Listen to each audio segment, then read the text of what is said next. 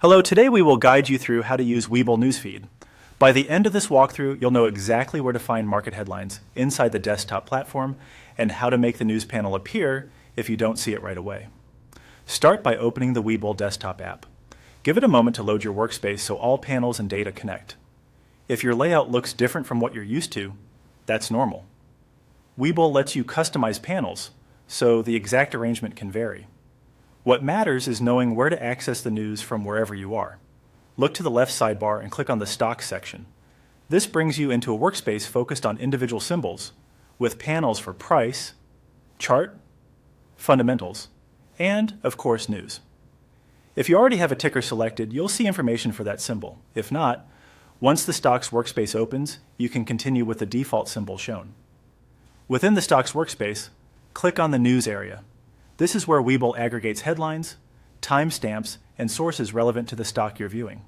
You can skim headlines to spot market-moving updates and open a story for the full article. If an article opens in a separate panel or browser tab, that's expected behavior depending on your layout settings. If you don't see any news in that panel, don't worry.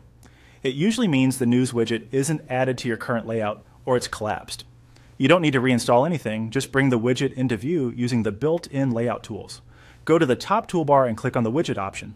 This opens the menu where you can add and manage the panels that appear in your workspace. Think of it as the control center for your layout. From the widget menu, choose Stock, then select News. A news panel will appear on your screen. Drag it to your preferred spot and resize it so headlines are easy to read. Once placed, it will stay in your layout, so the next time you open Webull, the news panel should be right where you left it. If headlines still look sparse, check that you're viewing an actively traded symbol, since quieter tickers often generate fewer articles. That's it. Open the desktop app, go to Stocks, click News, and if nothing shows, add it from the widget menu by choosing Stock and then News.